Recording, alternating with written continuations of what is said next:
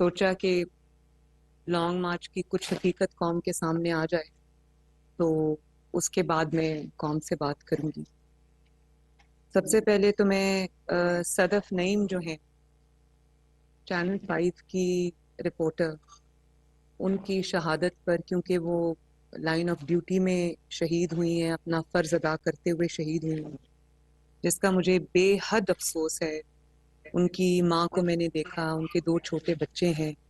اللہ تعالیٰ ان کو جنت الفردوس عطا کرے، اللہ تعالیٰ اس کے بچوں کو، اس کی ماں کو، گھر والوں کو صبر عطا فرمائے۔ بہت تکلیف ہوئی ان کی وہ تصاویر دیکھ کر اور وہ ویڈیوز دیکھ کر جو سوشل میڈیا پہ وائرل تھیں، لیکن اتنی قیمتی جان گئی، بچوں کی ماں اس دنیا سے چلی گئی، تو میں یہ سوچ رہی تھی کہ یہ لانگ مارچ جس کو وہ کور کر رہی تھی، وہ لانگ مارچ کیا ہے، اس کے مقاصد کیا ہیں؟ یا تو کوئی ایک ایسا شخص یہ کام کرے جس نے، جو اقتدار میں نہ رہا ہو، اس نے عوام سے کچھ وعدے کیے۔ 4 سال یہ فتنہ جو ہے حکومت میں رہ کر، اس نے کوئی آپ ایریا اٹھا لیں، چاہے وہ اکانومی ہو یا وہ فارن ریلیشنز ہوں یا وہ فارن پالیسی ہو یا وہ گورننس ہو، کون سا ایسا ایک کوئی بھی ایریا ہے جو آپ اٹھا لیں جس میں اس نے ملک کی تباہی نہیں کی؟ اور 4 سال میں قرضے کہاں چلے گئے ملک کے، 4 سال میں اکانومی کتنی زمین زیر زمین چلی گئی، اور جو مہنگائی کے حالات ہو گئے۔ اس شخص کو تو بولنے کے قابل نہیں رہنا چاہیے، اور یہ شخص جلوس لے کر سڑک پہ نکلا ہوا۔ اور پھر جو ان کے لانگ مارچ کی حفاظت کے لیے، اتنے لوگ لانگ مارچ میں نہیں ہوتے جتنی حفاظت کے لیے پنجاب پولیس کے لوگ ہوتے ہیں۔ تو یہ جو کروڑوں اربوں روپیہ قوم کا، ٹیکس پیئر کا ایک ایسے مارچ کے لیے خرچ ہو رہا ہے، اس کی حفاظت کے لیے خرچ ہو رہا ہے، جس مارچ کے کوئی مقاصد سمجھ نہیں آتے، جس مارچ کا کوئی قومی مقصد نہیں ہے۔ مجھے تو یہ سمجھ نہیں آتی کہ اتنی بے دردی سے قوم کا پیسہ خرچ کرنا، اتنی بے دردی سے قوم کے وسائل کو لوٹنا، اس کے لیے بھی مجرمانہ غفلت اور مجرمانہ جو ذہنیت ہے وہ اس کی ضرورت ہے۔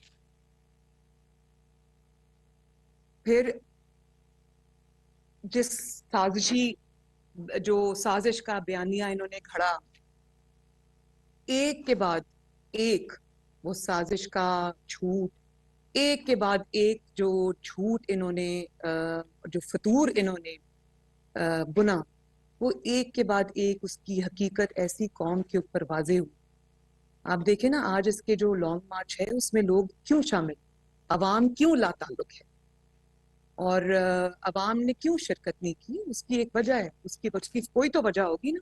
اس کی وجہ صرف یہی ہے کہ عوام کو اس کا اصلی چہرہ اس کا نظر آیا ہے، جو اس نے بڑے بڑے جھوٹ بولے، عوام کو اس سچ کا پتہ چلا ہے۔ اس نے سوچا تھا کہ جھوٹ بول کے عوام کو گمراہ کر لوں گا اور میرا سچ کبھی عوام کے سامنے نہیں آئے گا، تو یہ بہت بڑی بھول میں تھا، بہت بڑے زوم میں تھا، اور اس کو پولیس کو ہمیشہ لگتا ہے کہ وہ ہمیشہ ان کا وہ بلی کر کے کامیاب ہو جائیں گے۔ تو سب سے پہلے تو آئی تھنک لانگ مارچ ان کا آخری پلان تھا۔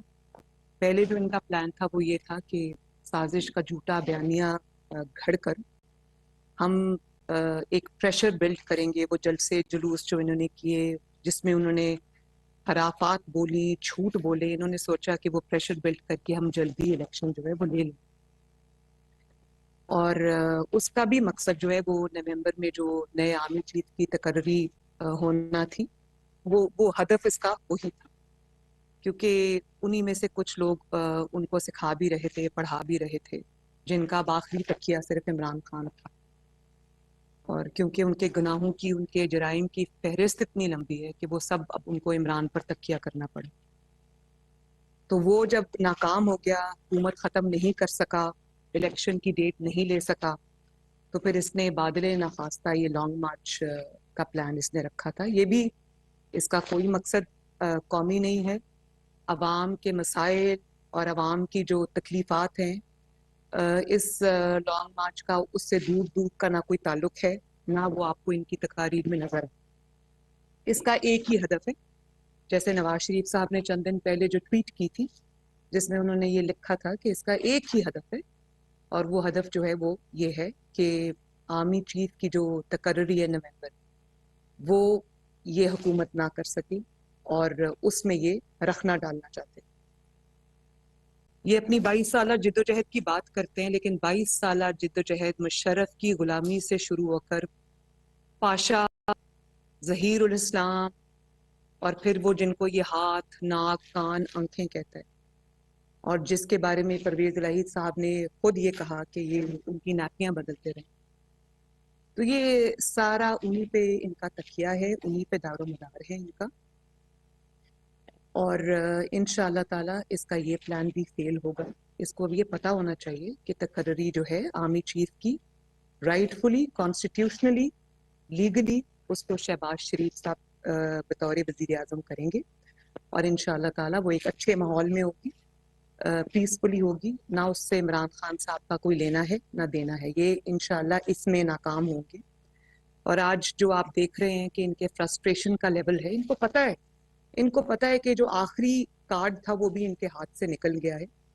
لانگ مارچ میں لوگوں نے شرکت نہیں کی، تو لوگ کیوں آپ کے لانگ مارچ میں شرکت کریں؟ ماؤں کے بیٹے کیوں آپ کے لانگ مارچ میں شرکت کریں جبکہ آپ کے اپنے بیٹے لندن میں محفوظ ترین مقامات پر ہیں اور ان کو کوئی خطرہ نہیں ہے، وہ سڑک پر رول نہیں رہے، وہ دھکے نہیں کھا رہے آپ کے جھوٹوں کی خاطر؟ تو قوم کے بیٹوں کو کیا ضرورت پڑی ہے کہ وہ آپ کے جھوٹوں کا دفاع کرنے کے لیے، آپ کی چوریوں کا دفاع کرنے کے لیے، آپ کے ڈاکوں کا دفاع کرنے کے لیے سڑکوں پہ نکلے؟ ایک تو یہ وجہ، اور دوسری یہ وجہ ہے کہ اب یہ ابھی بھی وہی اسٹیبلشمنٹ ڈھونڈ رہا ہے جو اس کے ہاتھ بن جائے، جو اس کے آنکھیں بن جائیں، جو اس کے ناک بن جائیں، جو اس کے کان بن جائیں، اور عوام کو اس بات کا پتہ ہے۔ اس لیے آپ دیکھیں کہ لانگ مارچ آج کتنے 5 دن ہو گئے ہیں شاید لانگ مارچ کو، 5 دن میں وہ جو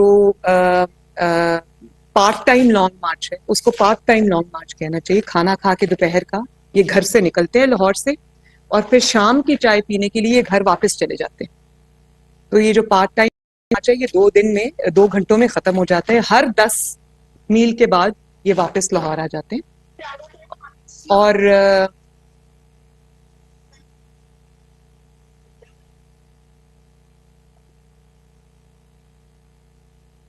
5 دن سے یہ جو لانگ مارچ ہے یہ لاہور میں ہی پھنسا ہوا ہے، لاہور سے باہر نہیں نکل سکا۔ اور کل ہم یہ سن رہے تھے کہ یہ لانگ مارچ جو ہے وہ ابھی 9-10 دن میں بھی نہیں پہنچے گا اسلام آباد۔ تو بھائی جب آپ 3 بجے دوپہر کو شروع کر کے شام کو 6 بجے لانگ مارچ ختم کر دیں گے، وہ تو مہینہ نہیں پہنچے گا۔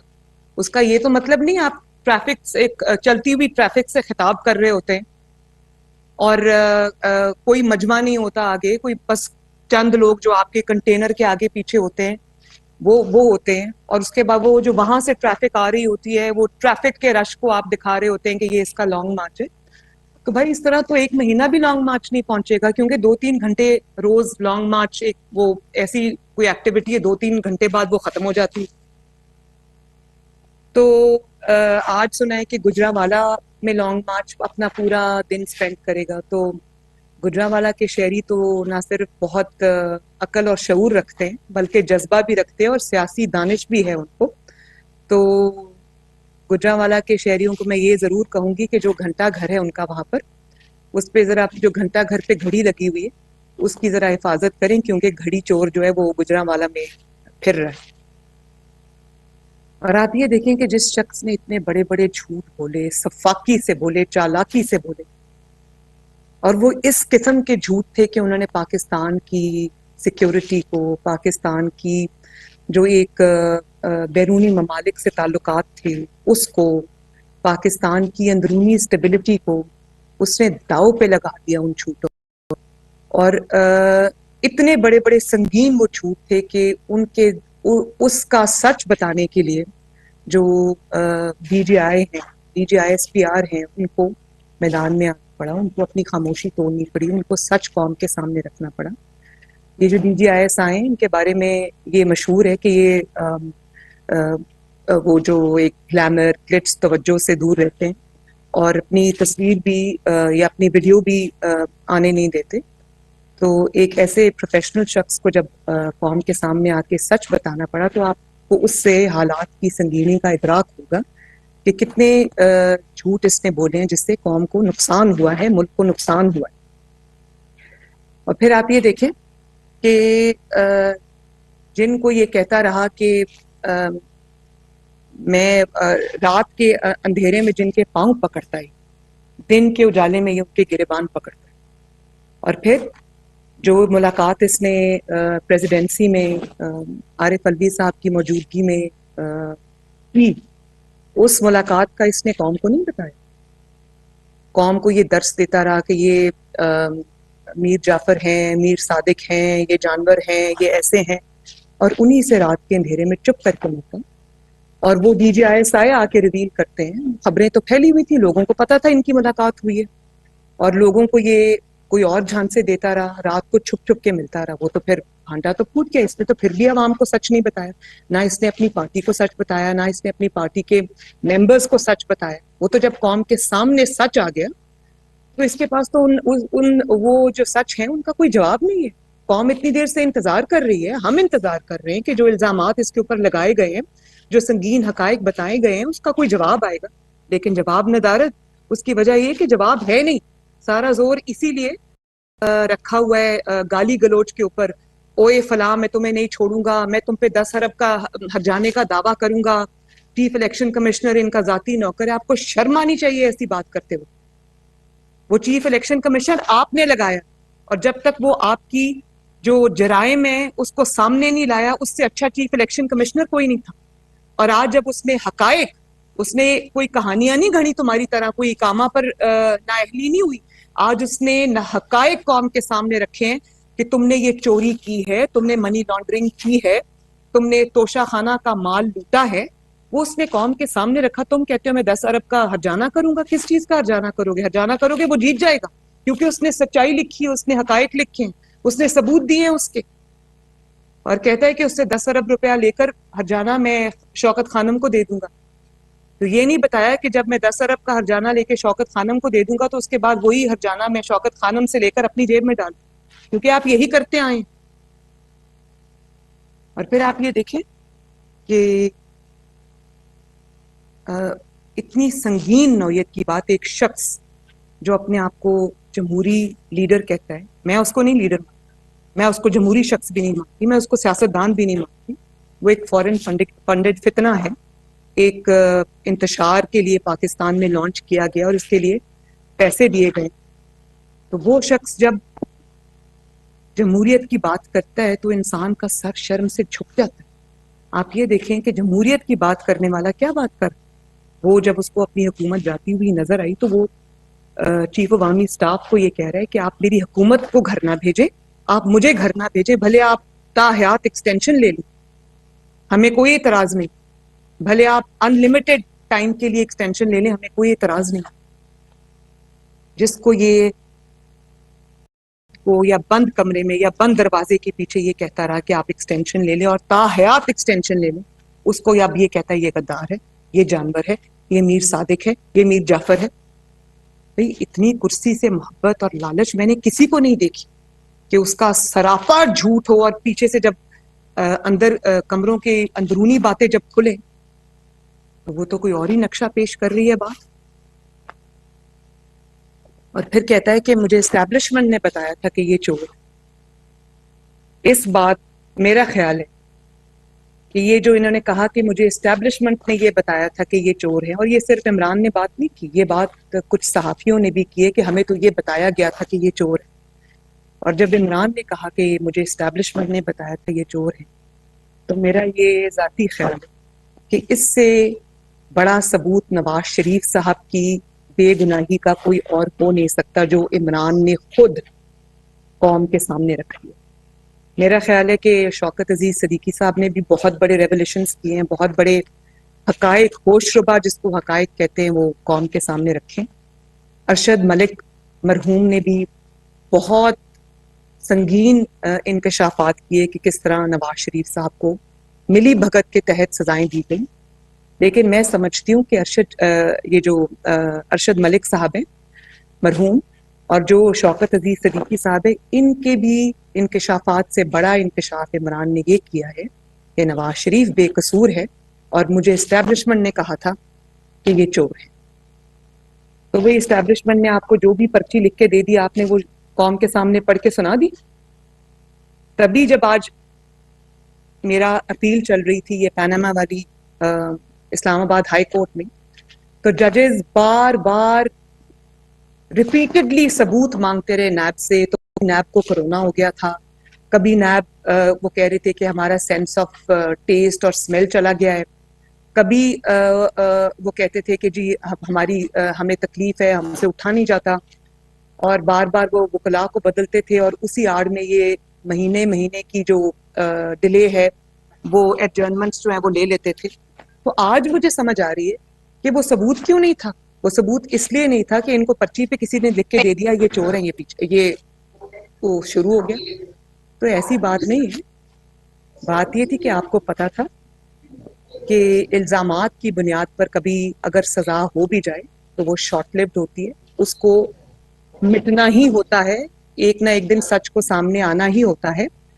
تو اگر آپ کو اسٹیبلشمنٹ نے یہ کہا تھا تو جب آپ سے ثبوت مانگے گئے عدالت میں تو آپ کو یہ کہہ دینا چاہیے تھا کہ میرے پاس ثبوت صرف یہی ہے کہ کیونکہ مجھے اسٹیبلشمنٹ نے کہا تھا تو میں نے کہہ دیا.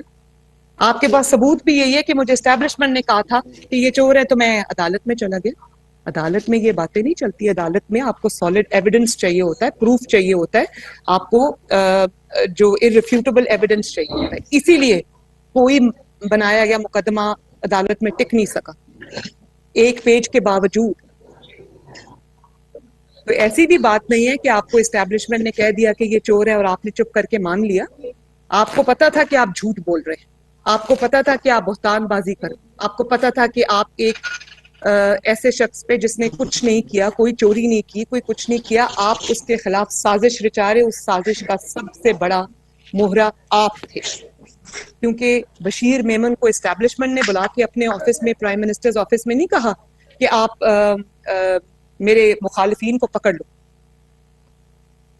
اور جو چیئرمین نیب تھے اس وقت کے، ان کو ان کی ویڈیو دکھا بلیک میل نہیں کیا اسٹیبلشمنٹ نے، آپ نے کیا تھا. کیونکہ آپ کو پتا تھا کہ آپ کا جو اپوننٹ ہے وہ بے قصور ہے. آپ نے اس کو چور ثابت کرنے کے لیے آپ کو اور قسم کے ہتھ کنڈوں کی ضرورت ہے، جس میں کسی کو کسی کی ویڈیو دکھانا. وہ طیبہ گل کو آپ نے رکھا پرائم منسٹر ہاؤس میں 1 مہینہ، اسٹیبلشمنٹ نے نہیں رکھا. اور پھر دیکھیں بات یہ ہے کہ آپ ہی کے سامنے شوکت عزیز صدیقی صاحب نے انکشافات کی، آپ ہی کے سامنے ارشد ملک نے انکشافات کیے. آپ نے تب بھی اتنی اخلاقی جرت نہیں تھی کہ قوم سے آ کے معافی مانگتے، نواز شریف سے آپ آ کے معافی مانگتے. آج اس کے جب آپ کی بنائے ہوئے جھوٹے کیسز جب زمین بوس ہو رہے ہیں تو آپ کہتے ہیں کہ اس کو NRO مل رہا ہے. آپ کو شرم نہیں آتی ہے بات کرتے وقت؟ کون سا NRO؟ NRO نہیں مل رہا نواز شریف کو. آپ کے جھوٹوں کی کلئی کھل رہی ہے. آپ کی سازشوں کا جو تانا بانا، جو جال آپ نے بنا تھا، وہ اپنی انجام کو پہنچ رہا ہے. آپ کا وقت ختم ہو چکا ہے اور یہ سچ اب قوم کے سامنے آئیں گے. اور ابھی تو ٹپ آف دی آئس برگ ہے، ابھی بہت مزید سچ جو ہے وہ قوم کے سامنے آئیں گے. اور ڈرپوک کتنے ہو. آج تم نواز شریف کو چیلنج کر رہے تھے کہ جہاں سے میں الیکشن لڑوں، تم الیکشن لڑو آ کے وہاں سے، میں تمہیں ہراؤں گا. تم تو تب نواز شریف کو نہیں ہرا سکے 2018 میں جب RTS کو بند کرنا پڑا. نواز شریف کی پارٹی کو تم نے توڑنے کی کوشش کی اور اس وقت تم ان کے ساتھ مل کے کھڑے تھے. تم نے نواز شریف کے جو لوگ ہیں، جو وننگ الیکٹیبلز جو تھے، تم نے وہ ایک ایک کر کے ان کو ڈرا کے دھمکا کے ان کو پارٹی ٹکٹ یا تو ان سے واپس لیا یا ان کو چن چن کے ڈسکوالیفائی کیا. نواز شریف صاحب کی بیٹی کو تم نے جیل میں ڈالا. نواز شریف کو تم نے الیکٹورل فیلڈ سے باہر کیا اور اس کے بعد بھی تم نہیں جیت سکے تو تمہیں RTS بند کرنا پڑا. اور اس کے ذمہ دار تم ہو، اس لیے کہ تم سب سے بڑے اس کے بینیفیشری. اور آج تم اپنی ہی چھوڑی ہوئی سیٹس، جب ان میں سے آدھی تم ہار جاتے ہو. ہر دفعہ جب یہ 4-5 سیٹس پہ الیکشن ہوتا ہے 1-2 ہار جاتا ہے، اپنی ہی چھوڑی ہوئی سیٹس ہار جاتا ہے اور اپنی ہی چھوڑی ہوئی سیٹس میں کمی آ جاتی ہے تو کہتا ہے میں جیت گیا ہوں. بھائی ابھی تو تمہیں نواز شریف کو تو ابھی لیول پلینگ فیلڈ ملی نہیں ہے. تمہارا جو سب سے بڑا اوپوننٹ ہے وہ تو فیلڈ میں ہے ہی نہیں. جس کے نام سے اس کی پارٹی چلتی ہے, جس کے نام پہ ووٹ پڑتا ہے, وہ تو ابھی میدان میں ہے ہی نہیں. تمہارا مقابلہ تو اس دن, تمہارا تو اصلی جو تمہارا لیول ہے وہ اس دن سامنے آئے گا جس دن نواز شریف الیکٹورل فیلڈ میں انشاءاللہ تعالی واپس آئے گا, اور تمہارے لگائے ہوئے جھوٹے الزامات اور تمہاری بنی ہوئی سازشوں کے جال سے کلیئر ہو کے آئے گا انشاءاللہ تعالی. اور وہ دن دور نہیں ہے, کیونکہ میرا جو اپیل تھی اس میں ججز کے یہ ریمارکس ہیں کہ نواز شریف کا کوئی جرم ثابت نہیں ہو جس جرم پہ مریم نواز کو سزا ملی تھی. تو ابھی تو تم انتظار کرو, تمہارا کچا چٹھا ابھی جو رہ گیا وہ بھی قوم کے سامنے آئے گا انشاءاللہ. تو اسٹیبلشمنٹ نے تمہیں یہ بتا دیا کہ یہ چور ہیں, تو کیا تمہیں اسٹیبلشمنٹ نے کہا تھا کہ 5 کیرٹ کی ہیرے کی انگوٹھی مانگو؟ تمہیں اسٹیبلشمنٹ نے کہا تھا کہ توشہ خانہ کے سارے گفٹس جو ہیں وہ تم, اس میں ہیروں کے سیٹس بھی تھے, اس میں گھڑیاں بھی تھیں, وہ سارے تم گھر لے جاؤ اور ان کو جا کے خفیہ بیچ دو, اور اس کے بعد وہی جو اس کی جو پیسے تمہیں آئے وہ تم ڈکلیئر بھی نہ کرو, اس کے بارے میں تم جھوٹ بولو؟ یہ بھی تمہیں اسٹیبلشمنٹ نے کہا تھا. تو اسٹیبلشمنٹ نے تمہیں کہا تھا کہ 50 ارب روپے کی رقم جو ہے وہ تم سائفن آف کر دو. یہ تمہیں اسٹیبلشمنٹ نے کہا تھا. تمہیں اسٹیبلشمنٹ نے کہا تھا کہ جو ہیرنی ہے اس کو اپنا فرنٹ وومن بناؤ اور جتنا مال لوٹ سکتے ہو لوٹو. ابھی ایک بہت بڑا اسکینڈل اور آ رہا ہے جس توشہ خانہ پہ ابھی اس کی نااہلی ہوئی ہے, جس کے بارے میں اس نے ہمیشہ کی طرح پھٹائی سے جھوٹ بولا ہے کل کہ مجھے تو عدالت نے کہا ہے کہ میں نااہل نہیں. عدالت نے کوئی ایسی بات نہیں کی. اب اس شخص کو یہ پتا نہیں ہے, اب وہ اپنے جو لوگ ہیں, جو اس کی پارٹی ہے, جو بھانمتی کا کنبا جگہ جگہ سے جوڑ کے, کچھ پی ایم ایل این سے لوگ لے کے, کچھ پیپلز پارٹی سے لے کر, کچھ باقی جماعتوں سے لے کر, جو اس نے لوٹوں کی جماعت کھڑی کی ہوئی ہے, وہ دیکھ رہے ہیں کہ اس کے سر سے دست شفقت اٹھ گیا ہے. اب یہ اپنے گناہوں کی وجہ سے, اپنے جرائم کی وجہ سے ڈسکوالیفائی ہوگا, تو وہ بھی اب اس کے ساتھ نہیں کھڑے, لانگ مارچ میں وہ اس کے ساتھ شامل نہیں ہے. یہ ان کو تسلی دے رہا تھا کل جھوٹی کہ میں ڈسکوالیفائی نہیں ہوا, جھوٹ بول رہا تھا. عدالت نے ایسی کوئی بات نہیں کی, عدالت کو اس جھوٹ کا نوٹس لینا چاہیے.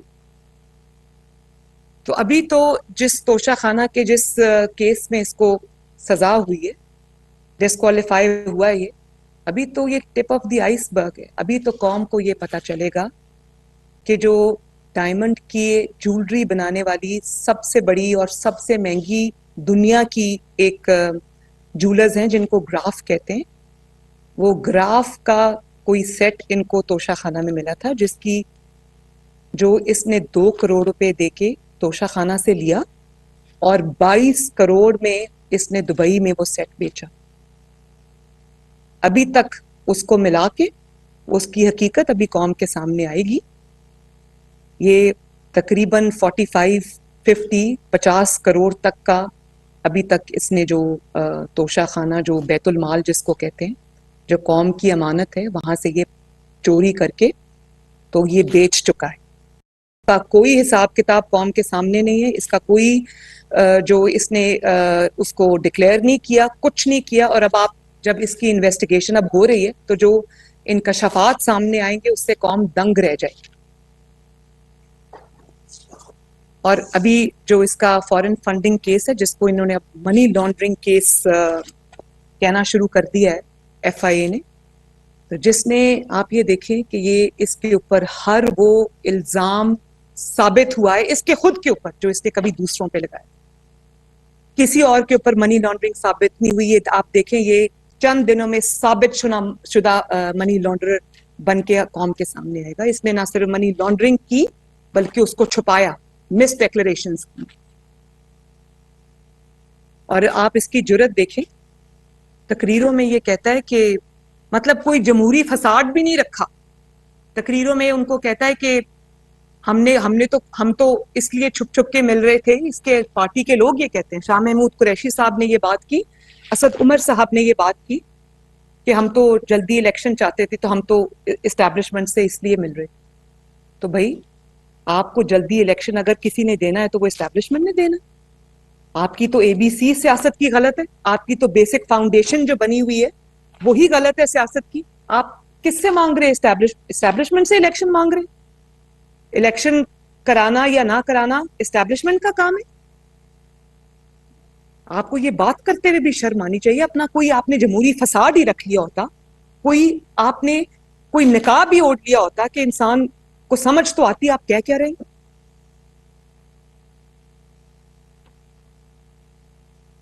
और आपकी एबीसी गलत तो सियासत की होगी, क्योंकि आपके जो टीचर्स हैं वो जनरल पाशा और जनरल जहीरुल इस्लाम है, तो वो तो आपके बेसिक कॉन्सेप्ट्स तो गलत ही होंगे, तभी आप जो एस्टैब्लिशमेंट है उससे इलेक्शन मांग रहे हैं। जब आप ऐसे उस्ताद रखेंगे हाथ नाक और कान जैसे और हाथों जैसे, तो फिर आपको यही तालीम मिलेगी। पाकिस्तान की जो जमहूरी जिंदगी है, पाकिस्तान की जो सियासी जिंदगी है, उसमें कमो बेशतर मेरा ख्याल है बहुत सारे, बल्कि हर सियासी जमात ने किसी न किसी मौका पर इदारों पर तनकीद भी की है, और जो उंगलियां हैं वो भी उठी हैं, मगर उस तनकीद का मकसद भी कुछ फर्क है। वो कौम के सामने होता है, वो किसी इस्लाह के लिए थी, किसी इशू पे बेस थी, किसी गलती का एहसास दिलाने के लिए थी, किसी जमहूरी असूल के तहत थी। इसकी जो तनकीद है इस्टेब्लिशमेंट के ऊपर, वो ना किसी नजरिए की वजह से है, ना वो किसी जमहूरी असूल की वजह से, ना ही वो किसी जाती असूल की वजह से। वो सिर्फ इसलिए है कि अल्लाह का वास्ता है मेरे सर पे दोबारा से दस्ते शफकत रखो, मेरी बैसाखियां बन जाओ, मेरे हाथ नाक और आंखें बन जाओ, और वरना मैं गालम गलोच करूंगा, वरना मैं मीर जाफर कहूंगा, मैं मीर सादिक कहूंगा, मैं जानवर कहूंगा।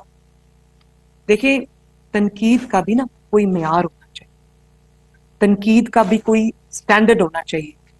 आप आइन के अहकामात की तामील के लिए या आइन के जो बाउंड्री उसने खींच दी है उसमें रहने के लिए आप तनकीद कर सकते हैं, आप कानून की हुक्मरानी की बात कर सकते हैं, आप मुल्क की तहफ़्फ़ुज़ की बात कर सकते हैं। कल आपने ये मुझे मुझे जाती तौर पे बतौर पाकिस्तानी मुझे बहुत तकलीफ हुई जब आपने इखलाक से नहीं गिरा हुआ घटियापन की हद को आपने छूता हुआ एक बयान दिया। आपकी भले लड़ाई जो है वो आ, आ, होगी बड़ों के साथ, आपको तकलीफ है कि उन्होंने आपकी जो नाअहल और नालायक हुकूमत को गिरने से क्यों नहीं बचाया, वो आपका जाती ग्राइप है, होगा।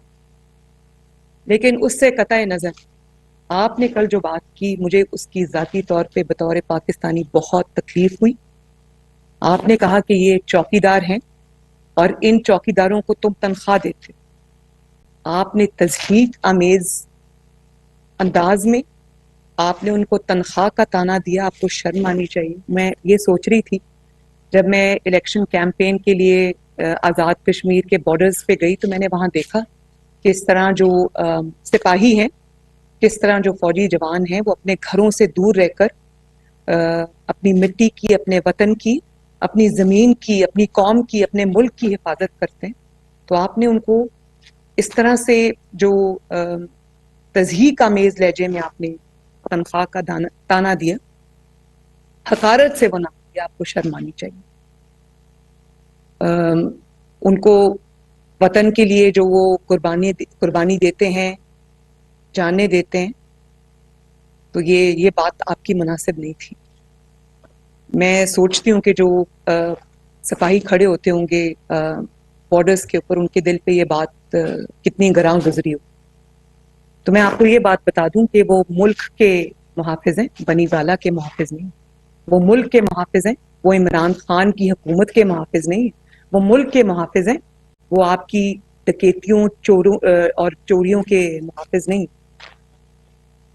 और एक और बयान कल मेरी नज़र से गुजरा कि इन्होंने जो सुप्रीम कोर्ट ऑफ पाकिस्तान में स्टेटमेंट जमा की कि मुझे तो इल्म नहीं था 25 मई के अहकामात का, जब अदालत ने इनको कहा कि आप रेड जोन में नहीं आए। इतना ब्लेटेंट आपने झूठ कौम के सामने बोला, क्योंकि अभी 25 मई की जो वो वीडियोस हैं, जो फुटेज है, जो आपका लाइव बयान चला मीडिया के ऊपर, उसमें आपने 25 मई को कंटेनर पे खड़े होके ये ऐलान किया کہ میرے لوگوں سارے اسلام آباد آ جاؤ, جو ریڈ زون ہمیں اجازت مل گئی ہے اسلام آباد میں اور ریڈ زون میں انٹر ہونے. تو آپ کا کیا خیال تھا کہ کل جو آپ نے لکھا ہوا بیان سپریم کورٹ میں جمع کرایا کہ مجھے علم ہی نہیں تھا, تو لوگوں کو 25 مئی کو آپ کا وہ جو آپ نے میڈیا پہ بیان دیا ہوا ہے کہ سپریم کورٹ سے ابھی ابھی ہمیں پتہ چلا ہے کہ سپریم کورٹ نے پابندی اٹھا لی, تو آپ کا کیا خیال ہے, لوگوں کو چیز بھول گئے تھے؟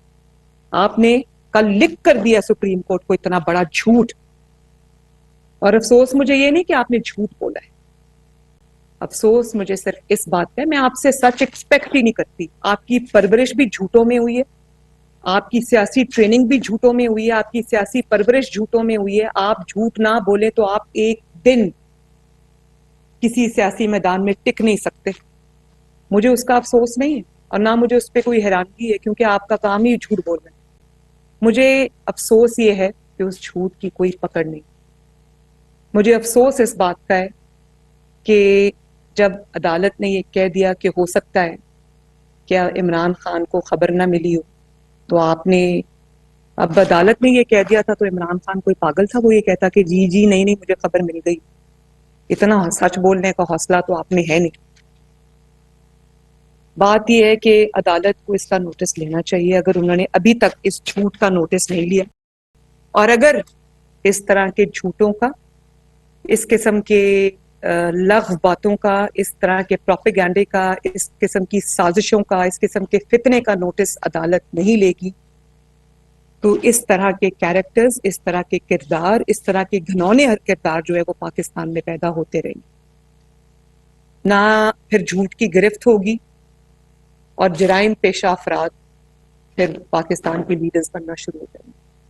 جی میڈم اس وقت سوچا گیا کہ یہ جو باتیں آپ کے ساتھ بتائی ان کے تانے بانے ملتے ہیں 2016 سے جو لنڈن پلان بنا تھا, جس میں جنرل ظہیر الاسلام اور باقی دوستوں نے حاضر service B B I S تھے, عمران خان کو تھے, اس کے علاوہ پرویز الہی صاحب تھے, پھر شجاعت صاحب تھے, اور یہاں کے لڑکی کے بھی لوگ تھے. چند قدم فاصلے پہ انہوں نے یہ جو ملاقاتیں کی جس کے گواہ ہمارے بھی کرتے ہیں, اور اس کے نتیجے میں ایک لانگ ٹرم پلان بنا کے آپ کی حکومت کو ہٹایا گیا. جنرل اسلام اس وقت حاضر سروس تھے اور وہ اس وقت وہ وردی میں تھے. کیا آپ سمجھتے ہیں کہ جو پلان کیا گیا تھا اس وقت سے لے کے اب تک, اس کی وجہ سے پاکستان کو یہ سب کچھ آج تک جو سیاسی سرمایہ اور دوسری نقصانہ پڑی, اور جو لوگ اس سازش میں ملوث تھے, آپ کھل کے تو بات آ رہی ہے اب سامنے, کیا آپ سمجھتے ہیں کہ اس پہ تحقیقات ہونی چاہیے اور لوگوں کو سزا ملنی چاہیے,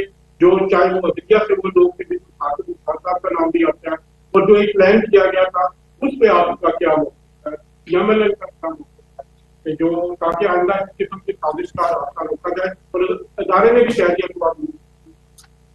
دیکھیے بڑی اچھی بات ہے کہ ادارے نے کہہ دیا کہ وہ نیوٹرل ہے, یہی ان کی پرائم رسپانسبلٹی بھی ہے, یہی ان کا آئینی کردار ہے. خوش آئند ہے کہ اگر وہ انہوں نے یہ فیصلہ کیا ہے اور وہ اس پہ قائم ہے, یہ اچھی بات ہے. لیکن دیکھیں بات یہ ہے کہ آپ نے بات کی کہ کیا ان کی سزا ہوگی, کیا ان کا نام لیا جائے گا, یا کیا ان کو اپنے کیفر کردار تک پہنچایا جائے گا. تو میں آپ کو صرف ثاقب نثار کی مثال دیتی. ثاقب نثار نے کسی کا مہرہ بن کے اس نے جو انصاف تھا اس کا قتل کیا. اس نے ایک بے گناہ کو نہ صرف یہ کہ اقامہ پر نکالا بلکہ بیٹے سے تنخواہ نہ لینے پر نکالا, اور وہاں پر اکتفا نہیں کیا, وہ انہوں نے نواز شریف کو مسلم لیگ نون کی صدارت سے بھی ہٹا دیا. ہر 3-4 ہفتے بعد نواز شریف کو ایک نئی سزا سنائی جاتی تھی. آج کہاں ہے وہ ثاقب نثار سے؟ آج وہ کسی سماجی محفل میں جانے کے قابل بھی نہیں. وہ جہاں جاتے ہیں چھپتے پھرتے ہیں لوگوں سے. وہ یہ جو اعمال ہوتے ہیں نا انسان کے, جو گناہ ہوتے ہیں, جو جرائم ہوتے ہیں, یہ انسان کا پیچھا کرتے ہیں, بھلے کوئی اس کا بدلہ لے یا نہ لے, وہ اس کا پیچھا کرتے ہیں اور کرتے رہیں گے. سچ کو, حقائق کو ایک نہ ایک دن قوم کے سامنے آنا ہے. عمران خان جو سازش کا تانا بانا بن کے یہاں تک پہنچا تھا, اس کی بھی آج پوری کی پوری حقیقت قوم کے اوپر واضح ہوگی, لیکن وہ ابھی بھی باز نہیں آیا. آپ یہ دیکھیں کہ جو بھی اس کو ناکامی کا سامنا کرنا پڑ رہا ہے, وہ اقتدار میں تھا تو ناکام تھا. پاکستان میں سوائے ناکامی کے ہر طرف اور کوئی چیز نہیں تھی. اب وہ اقتدار سے باہر ہے, کسی کے کہنے پہ وہ جو بھی کرتا ہے, اس کو ابھی تک سب اس کے جو سٹیپس ہیں, جو ابھی تک اس کے سارے اقدام ہیں, وہ سارے فیلئر. اس نے جو میں نے ابھی جیسے آپ کو بتایا کہ الیکشن لینے کی کوشش کی, اب یہ تقرری کے لیے دباؤ ڈالنے کی کوشش کر رہے ہیں, کوئی اس کی بات نہیں سنی. وہ قصہ پارینہ ہے, وہ ماضی کا قصہ ہے. تو اس کی جو پوری سازش کی داستان ہے نا, وہ قوم کے سامنے. اور اگر کوئی یہ سمجھتا ہے کہ وہ پتلی گلی سے سازش کر کے جرم کر کے نکل جائے گا اور وہ کبھی قوم کے سامنے نہیں آئے گا, اس سے بڑا بے وقوف شخص کو. اس کے بعد میاں صاحب کا بھی تصویر تھا کہ تعداد جو مرضی کر لیتا ہوں, آج آپ اس نیا نام دے دیا لانگ مارچ کو پارٹ ٹائم مارچ. اگر تعداد بڑھتی ہے اسلام آباد جا کے, پی ایم ایل این کا یہ حقیقی فیصلہ ہے کہ عمران خان سے کسی قسم کی بات نہیں ہوتی ہے اس وقت. دیکھیں اس میں دو چیزیں, آپ نے بڑا اچھا سوال پوچھا ہے. میاں صاحب نے کہا کہ بھلے 2000 لوگ ہوں یا 20,000 لوگ ہوں یا یہ 2 لاکھ لوگ بھی لے کے آ جائے, جتھوں کی بات نہیں سنی جائے. ان کا ایجنڈا قومی نہیں ہے, ان کا ایجنڈا جمہوری نہیں ہے. تو جب جس شخص کا, اور جو ان کی جو ابھی آپ باتیں سن رہے ہیں کہ اسلحہ پلان کر کے لے کے آ رہے ہیں اور خون, اور خود اس نے کہا کہ خونی انقلاب سے آپ نے کرنا ہے, یا سیدھی طرح میری بات, جو شخص مطلب جمہوری شخص کا خونی انقلاب سے کیا تعلق, یہ بتائیں مجھے. جو شخص خونی انقلاب کی بات کرتا ہے اس کا جمہوری اصولوں سے تو دور کا بھی واسطہ نہیں. تو ایسے شخص کی بات جو کہ نہ جمہوری ہے نہ سیاسی ہے, اس کی بات کیوں سنیں؟ گنڈوں کی بات آپ سنتے, دہشت گردوں کی بات آپ سنتے, یہ سیاسی دہشت گرد, اس کی کوئی بات نہیں سننی چاہیے. یہ جائے اسلام آباد, اس کو پہلے کی طرح 124 دن چھوڑ کے 224 دن بیٹھا رہے, کسی کو اس کی پرواہ نہیں کرنی چاہیے. یہ اب سٹیک ہولڈر پاکستان کی سیاست میں نہیں. پوری دنیا میں اب دیکھا کرتے ہیں یہ بیانی نہیں آپ جنریشن ہماری میں کیا ہے کہ ووٹ باقی. اور دوسرا جو جمہوری کو غیر جائے گا, آپ کو جو بھی پاکستان کی طاقتیں ہیں. دیکھیں آپ نے بڑا اچھا سوال کیا, اور بات یہ ہے کہ آج اسٹیبلشمنٹ نے جو فیصلہ کیا کہ وہ اپنے آئینی کردار تک محدود ہو جائیں گے اور سیاست میں دخل اندازی نہیں کریں گے, تو اس کا بیڑا کس نے اٹھایا؟ آج کس کے بیانیے کو کامیابی ملی؟ آج نواز شریف کے بیانیے کو کامیابی ملی ہے, جو یہ کہتے تھے کہ ہر ادارہ اپنی اپنی ڈومین میں رہ کر کام کرے اور سیاست میں انٹرفیرنس نہیں ہونی چاہیے. اور وہی ہوا, جب سیاست میں انٹرفیرنس بند ہوئی تو عمران خان دھڑام سے منہ کے بل نیچے گر گئے. پھر یہی ہوتا ہے نا. تو یہ نواز شریف کی نہ صرف یہ بیانیے کی کامیابی ہے, بلکہ نواز شریف نے نہ صرف الیکٹورل میدان میں 2018 میں, بلکہ عمران کے 4 سالہ اقتدار میں انہوں نے عمران کو نہ صرف ہر انتخابی میدان میں شکست دی, بلکہ اس کو پارلیمنٹ میں بھی شکست دی ہے. اس کی حکومت ختم ہو گئی ہے, آئینی طریقے سے ہوئی ہے, اور نواز شریف آج الحمدللہ فاتح. اور یہ شخص, اس کی قسمت میں اب یہی رونا دھونا اور سڑکوں کی دھول چاٹنا لکھا ہے. ایک سیکنڈ آپ فرمائیں. جی بہت شکریہ. سوال تو یہ ہے کہ اب تو اس میں کوئی شک نہیں ہے کہ عمران خان نیاز جو ہے وہ رات کے لیے چاہے وہ مارشل لا لگانا چاہتے ہیں, ایٹم بم گرانا چاہتے ہیں, یا لاشوں کے ڈھیر لگانا چاہتے ہیں. اب یہ بڑی بات نہیں رہی پاکستان کی سیاست سے یا عمران خان کی جانب سے یا طریق انصاف کی جانب سے میڈیا میں. سوال یہ ہے کہ اگر یہ مصنوعی انقلاب کی طرف بڑھتے ہیں اور کرائے کے جو لوگ ہیں, جیسا کہ لوگوں کو بندوقوں کے لیے اور بندوں کے لیے کہا جا رہا ہے, اس پر کیا پی ٹی ایم نے یا جو حکومت ہے اس میں مشاورت کی, حکومت کی اور اداروں کی آپس میں مشاورت کی کہ اس اگر مصنوعی انقلاب کو پوری انقلاب کو کہا جا رہا ہے, اگر یہ بڑھتا ہے اپنی اپنی شکل کی طرف, تو رکاؤ کیسے؟ دیکھیں بات یہ ہے کہ اس قسم کے جتھوں کو روکنا, اس قسم کی سازشوں کو روکنا, اس قسم کے پولیس کو روکنا پوری قوم کا فرض ہے اور ہر ادارے کا بھی فرض ہے. جو فرائض انٹیریئر منسٹری کے, حکومت کے ہیں, وہ ضرور پورے کرے گی. رانا ثناء اللہ صاحب, جن کو یہ حکیم کہتے ہیں, حکیم رانا ثناء اللہ صاحب نے اپنا پورا بندوبست کیا ہے. لیکن اس سارے ملک کے تحفظ کے لیے، اسلام آباد کے تحفظ کے لیے، پاکستان کی اسٹیبلٹی کے تحفظ کے لیے سب سے بڑی ذمہ داری اس وقت جوڈیشری پہ، اور جوڈیشری میں سپریم کورٹ میں یہ کیس ہے. ان کو اس چیز کو نہ صرف روکنا چاہیے بلکہ پوری قوت سے روکنا چاہیے، تاکہ اس قسم کے پریسیڈنٹس جو ہے وہ پاکستان میں پریسیڈنٹس نہ پیدا ہوں. سب سے بڑی ذمہ داری اس وقت عدلیہ کی، کیونکہ ظاہر ہے حکومتوں کی مجبوریاں ہوتی ہیں، آپ اپنے لوگوں پہ کوئی زیادہ وہ نہیں کر سکتے، تو اس چیز کو، اس کا کلا کما ہونا چاہیے for all times to come. دو سوال ہیں. ایک تو بہت سارے لوگ جاننا چاہ رہے ہیں پہلے اس کا جواب سن لیں.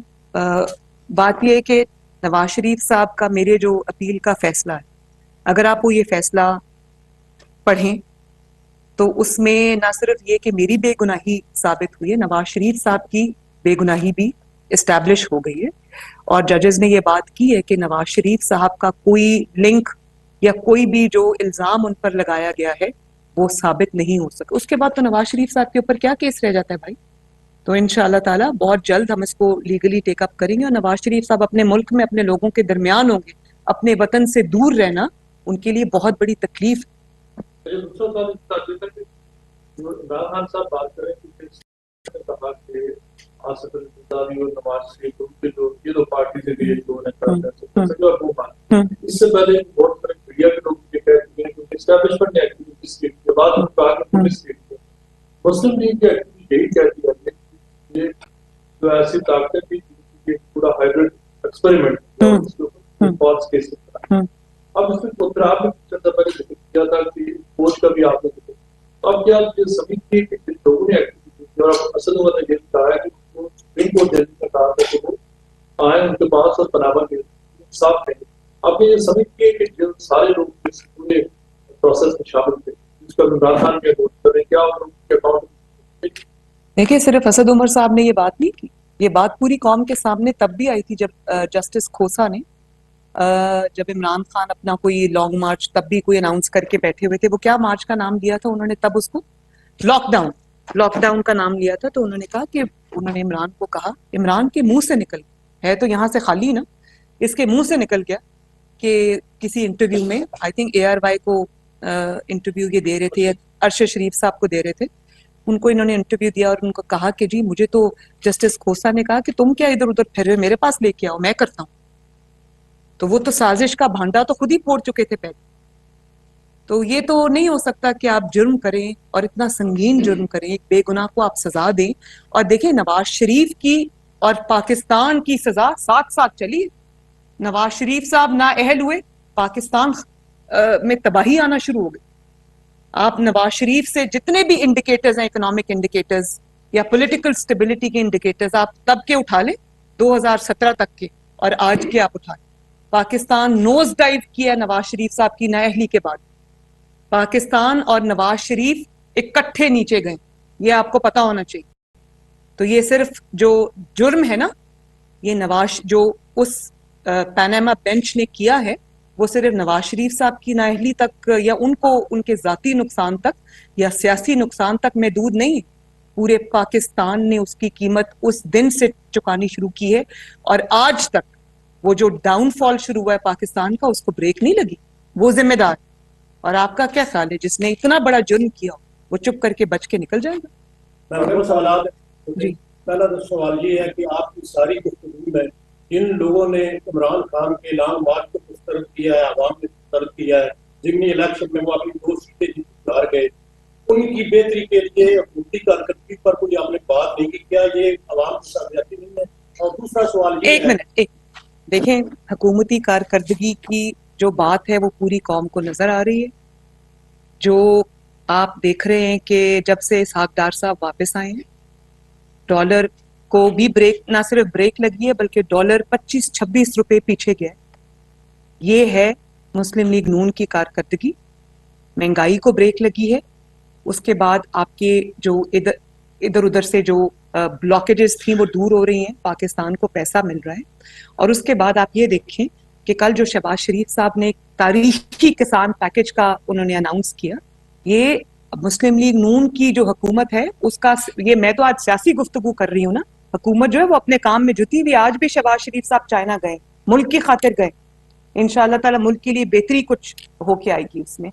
फिर आप ये देखिए कि जब से मुस्लिम लीग नून आई है, मुस्लिम लीग नून के तमाम मुल्कों के साथ, जिसमें इमरान खान की नाअक़बत अंदेशी और स्टुपिडिटी ने और उसकी ईगो ने लड़ाइयाँ करा दी थी तमाम दोस्तों के साथ, उनको दुश्मनों की सफ में लाके खड़ा कर दिया था, तो आज उनके साथ ताल्लुकात की बहाली हो गई। ये बहुत बड़ी अचीवमेंट है चंद माह मुस्लिम लीग नून की।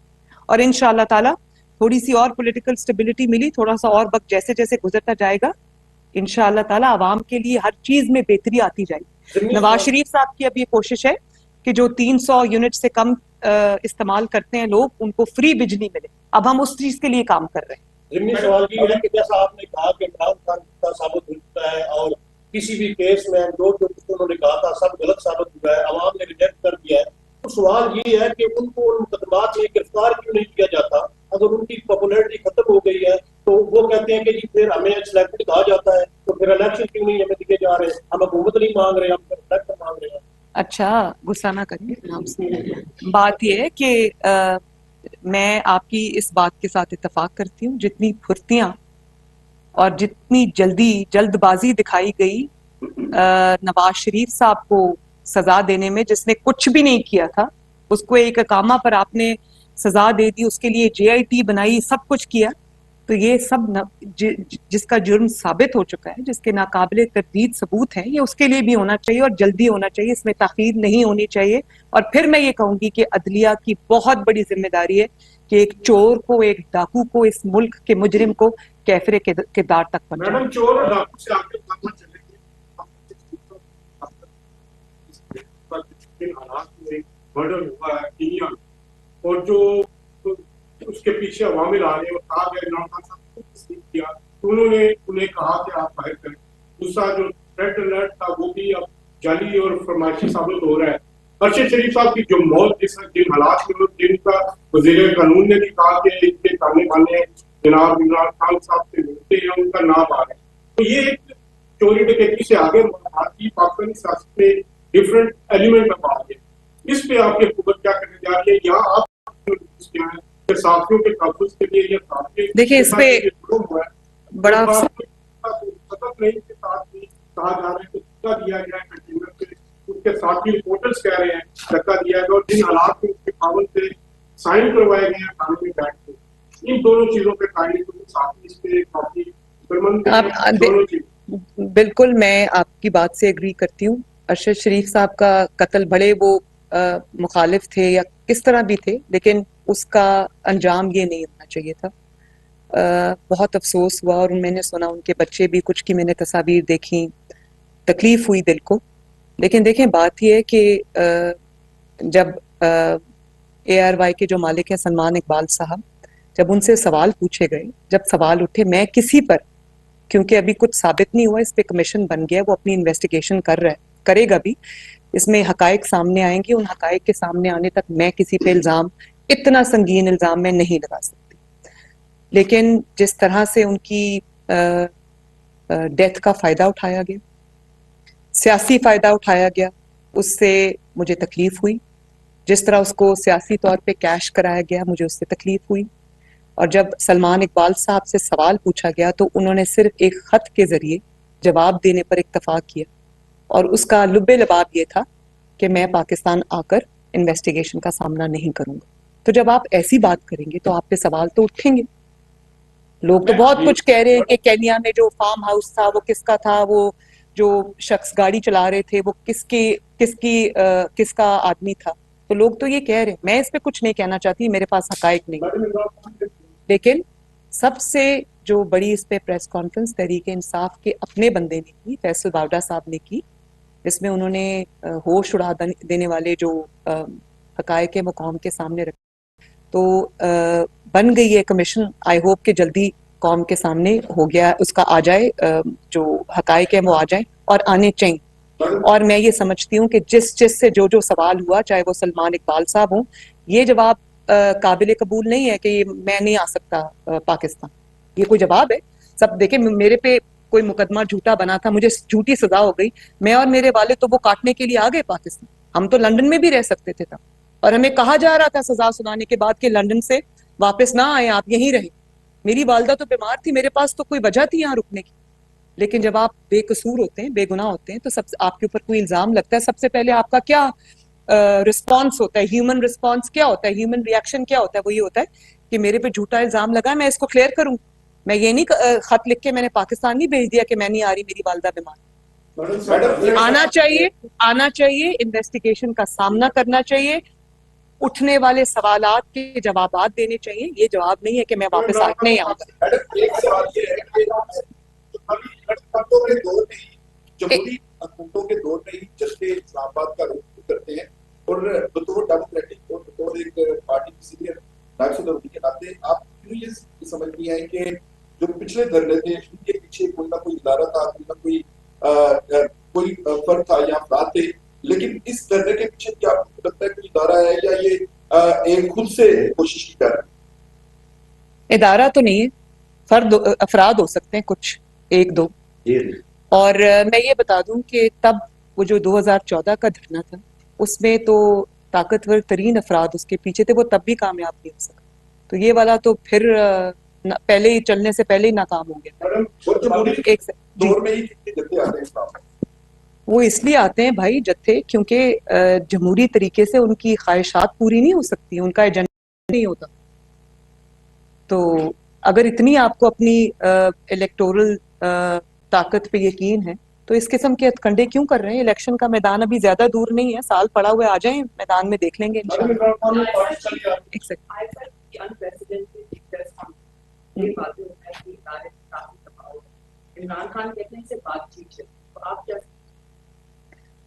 دیکھیں, بات چیت تو انہوں نے کس قسم کی بات چیت چل رہی ہے وہ تو انہوں نے بتا دیا, اور وہ یہ تھا کہ رات کو ان کے پاؤں پکڑتے ہیں, دن کو ان کا گریبان پکڑتے ہیں جب ناکامی ہوتی ہے. جو یہ چیز اسٹیبلشمنٹ سے مانگ رہے ہیں نا, جو بیساکھیاں یہ ڈھونڈ رہے ہیں, جو نیپیز چینج کرنے والا گروپ یہ ڈھونڈ رہے ہیں, وہ اب ان کو نہیں ملے.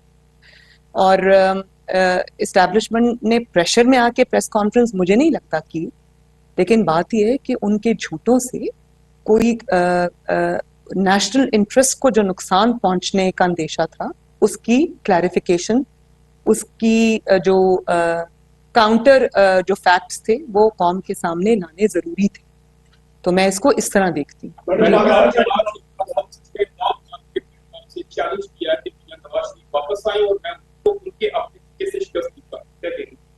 بیٹا, دعوے تو کرنے بہت آسان ہے. میں تو آپ کو بتا چکی ہوں کہ 2018 میں پوری اسٹیٹ مشینری لگا کے بھی تم نواز شریف صاحب کو نہیں ہٹا سکے, نہیں ہرا سکے. اینڈ میں تمہیں 5 دن ریزلٹس روک کے RTS بٹھانا پڑا. تو اسی لیے تم اتنے ڈرپوک ہو کہ تمہارا پولیٹیکل اپوننٹ میدان سے باہر رہے تو تم الیکشن جیت سکتے ہو, ورنہ تمہارا کوئی چانس نہیں ہے. تو زیادہ دور نہیں ہے, انشاءاللہ تعالی وہ بہت جلد اپنے وطن جب واپس آئیں گے پھر میں پوچھوں گی عمران خان صاحب آپ کہاں گئے ہیں.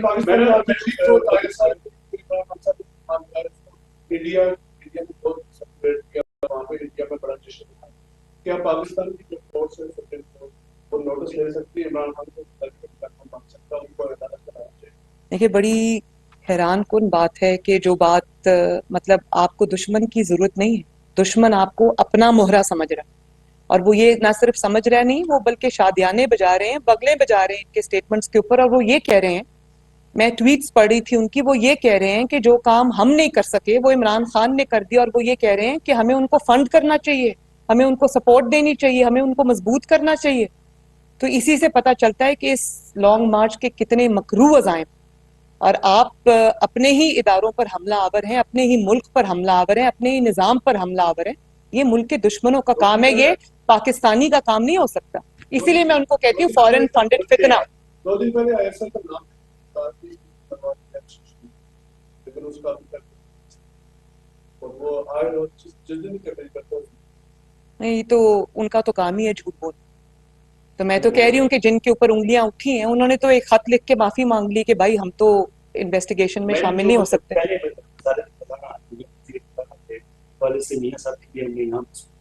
وہ خائف نظر آئے جو قیمتیں بڑھائی گئی, جو بوجھ ڈالا گیا, اس کو مشکل فیصلے کا گیا. اب جب سے ڈار صاحب واپس گئے ہیں, صاحب ڈار صاحب जिस तरीके से डॉलर नीचे आया, तो क्या अब मियां साहब की क्या महसूसात है इस हवाले से, और उम्मीद नजर आ रहे हैं कि वो कंट्रोल करने की? देखिए, सबसे बड़ी बात यह है कि नवाज शरीफ साहब किसी भी सियासी मफाद से ज़्यादा, किसी भी हुकूमत से ज़्यादा क्या चीज़ उनको अजीज़ है, जो कि नवाज शरीफ साहब को नहीं, हर पॉलिटिकल लीडर को, हर जमात के सरबराह को होनी चाहिए, हर अवामी नुमाइंदे को होनी चाहिए, वो है अवाम की फलाह बहबूद और उनकी बेहतरी, उनकी तकलीफात से उनको निजात देना, उनकी तकलीफात में जो है वो कमी लेकर आना। तो नवाज शरीफ मिफ्ता इस्माइल साहब से ना कोई जाती कोई रंजिश है, ना कोई झगड़ा है, उनकी बात ही, उनका 1 पॉइंट एजेंडा था कि महंगाई मत करो, पेट्रोल और डीजल की कीमतें मत बढ़ाओ, डॉलर को कंट्रोल करो, क्योंकि डॉलर से इन्फ्लेशन कंट्रोल होती है, वरना वो इन्फ्लेशन जो है वो भी स्काई रॉकेट करती है। तो उनका यही था, उनका एक ही, और आज भी यही है। और जाहिर है आज जब डॉलर की जो पाकिस्तानी रुपए की जो वो पाकिस्तानी रुपया जो मुस्तहकम हुआ है, डॉलर नीचे आया है, उससे महंगाई पे फर्क पड़ा है। और आप ये देखें, जब से साहबदार साहब आए हैं, पेट्रोल की, डीजल की कीमतों में इजाफा नहीं हो रहा। तो ये इससे बड़ी खुशी की और नवाज शरीफ साहब के लिए और हम सब के लिए और क्या बात है कि अवाम की जो, और मैंने ये सुना है कि, और इसका बहुत सख्त नोटिस नवाज शरीफ साहब ने लिया था, जो लोगों को बिजली के महंगे बिल आए और जो ज्यादा बिल आए, उसका उन्होंने बहुत नोटिस लिया। मुझे अब बहुत लोगों ने आके बताया कि इस महीने और पिछले महीने के जो बिल थे उनमें किसी कदर बहुत हद तक कमी आई। तो ये इससे बड़ी खुशी की और क्या बात होगी कि अवाम को रिलीफ मिल रहा है, यही हमारा मकसद है। एक सेकंड जी,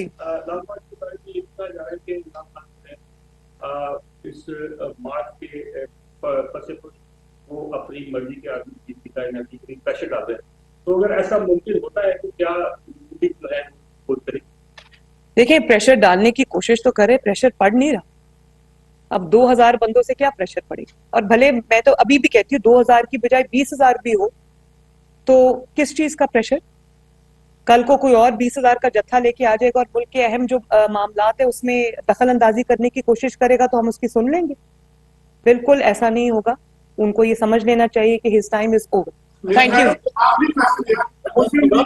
लास्ट क्वेश्चन।